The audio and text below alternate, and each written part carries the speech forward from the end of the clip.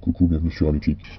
Pensez à mettre un j'aime, commenter et vous abonner. Et vous pouvez mettre dans la playlist de mes vidéos sur les cryptos et actions.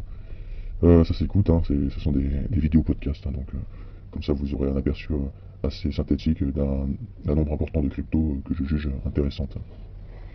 Donc là je vais vous parler d'un projet qui n'est pas nouveau mais qui n'est pas non plus inintéressant.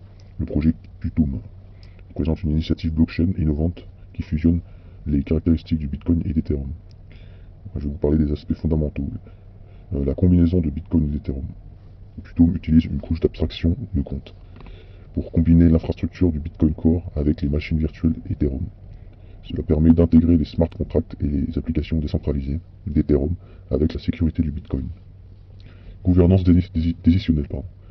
Qtum adopte un protocole de gouvernance décentralisée qui permet aux détenteurs de tokens de voter pour des représentants qui décident des mises à jour et changements au sein du réseau, favorisant ainsi une prise de décision efficace et évitant les débats interminables. Utilisation d'oracles. Qtum permet l'intégration de données externes via des oracles, améliorant ainsi l'exécution des smart contracts en fonction de données extérieures à la blockchain. Proof of Stake. Qtum utilise un modèle de preuve d'enjeu qui récompense les détenteurs de tokens Qtum pour la validation de nouveaux blocs. Ce système est plus éco-énergétique. Mais bon, néanmoins, il a quand même des défauts qui est la centralisation en premier lieu et l'inflation, même si celui-ci a une offre maximale, donc c'est limité. Technologie Account Abstraction Layer. Cette technologie permet à Qtum de profiter des mises à jour de Bitcoin et d'Ethereum. Par exemple, Qtum a pu rapidement adopter la prise en charge des tokens non fongibles, les NFT, suite à leur ajout sur Ethereum.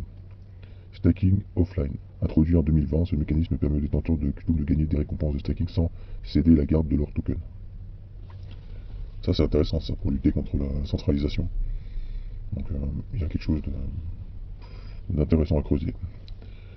En ce qui concerne le token, il est utilisé, le Qtum, QTUM, utilisé pour payer les frais de transaction sur le réseau et participer à la gouvernance en chaîne de Qtum. Elle permet également de valider les blocs en tant que délégué ou super sticker.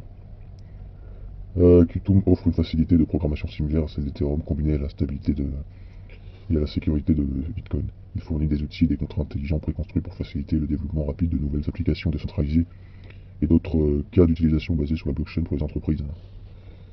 Donc l'argument principal c'est qu'il fusionne les avantages de Bitcoin et d'Ethereum.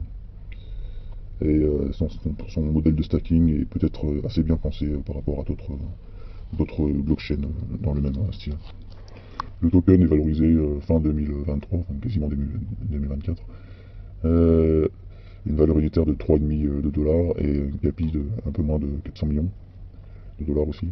Tous les jetons sont quasiment émis à 97%. Et comme vous pouvez voir sur les graphiques, on est encore loin des gros pics qui ont eu lieu dans les deux derniers bull runs. Donc il a eu deux bull runs, ce token. Bon, forcément, il a eu moins de succès au deuxième bull run, c'est peut-être pas forcément le meilleur point à noter. Néanmoins, il n'a pas été ridicule. Il avait quand même fait un x5, mais il n'a pas non plus dégringolé quoi, par rapport à ses plus hauts. Il reste relativement stable là depuis 2022. Et voilà, c'est peut-être pas celui qui va faire le x10 le plus facilement en tout cas. Néanmoins, il y a quand même une présence assez intéressante sur Binance, Kraken, Bybit, Gate.io et OKX. Donc pour les volumes, je pense qu'on n'a pas à s'inquiéter. Surtout que les volumes présents quotidiens sont quand même intéressants. Donc on voit qu'il est soutenu, il ne monte pas sur lui, il est pas soutenu, il est soutenu globalement. Voilà.